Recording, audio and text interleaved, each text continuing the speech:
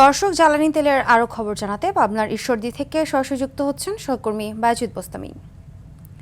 বায়জিৎ, জ্বালানি তেলের দাম বৃদ্ধির পর কেমন প্রভাব পড়েছে জানাবেন।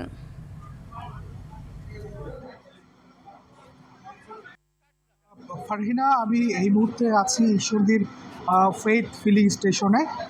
নিশ্চয়ই দেখতে পাচ্ছেন যে আমার পেছনে আসলে যারা তেল নিতে এসেছেন এমন অসংখ্য যানবাহনের ভিড় রয়েছে। আমরা যেটি দেখছি যে এখানে শত শত মোটরসাইকেল চালক অপেক্ষা করছেন, পাশাপাশি ব্যক্তিগত গাড়ি রয়েছে। এছাড়া আমরা দেখছি যে বিভিন্ন পণ্যবাহী ট্রাক অপেক্ষা করছে।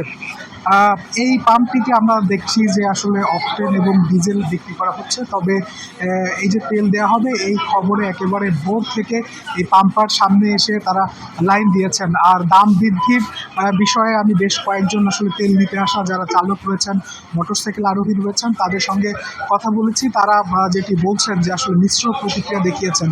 কেউ আসলে বলছেন যে এই সংকটময় মুহূর্তে দাম বৃদ্ধিটা আসলে মরার উপর খাড়ার ঘা, আবার কেউ বলছেন যে দাম বৃদ্ধি করা হয়েছে তাতে তাদের কোনো আক্ষেপ বা অভিযোগ নেই, কিন্তু তারা তেলের যে সরবরাহ সেটি যেন স্বাভাবিক করা হয় এবং তেল যেন যতটুকু জানি ঈশ্বরদীতে 11টি ফিলিং স্টেশন রয়েছে, এর মধ্যে বেশিরভাগ পাম্পে আসলে তেল পাওয়া যাচ্ছে না। তো যারা তেল নিতে আসছেন বাইকার, তারা যদি বলছেন যে পাম্পে কিন্তু তেল পাওয়া যাচ্ছে এবং সবগুলোকে যদি একসাথে তেল দেওয়া হতো সেক্ষেত্রে আসলে এত বেশি বিশৃঙ্খলা সৃষ্টি হতো না। আমরা যেটি দেখছি যে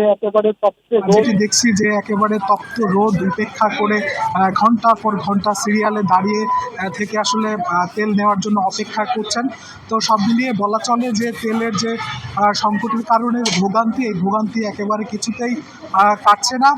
কবে নাগাদ কীভাবে ভোগান্তি কাটবে এটি আসলে এখন পর্যন্ত কেউ বলতে পারছে না। পাম্প কর্তৃপক্ষ বরাবর একটি কথা বলছে যে ডিপো থেকে তেলের সরবরাহ যতটুকু তাদের চাহিদা সেই অনুযায়ী তারা পাচ্ছেন না, এই জন্য গ্রাহকদেরকেও তারা গ্রাহকদের চাহিদা অনুযায়ী সরবরাহ করতে পারছেন না। এ কারণে পাম্পে অনেক ভিড় লেগে থাকছে, পাম্প কর্তৃপক্ষ হিমশিম খাচ্ছে এবং মাঝে মধ্যেই বাকবিতণ্ডায় জড়াচ্ছেন, বিভিন্ন বিশৃঙ্খলা দেখা যাচ্ছে। তো ফারহিনা, পাবনার ঈশ্বরদী থেকে তেল সংকটের নিয়ে ছিল আমার কাছে সর্বশেষ খবর। ধন্যবাদ।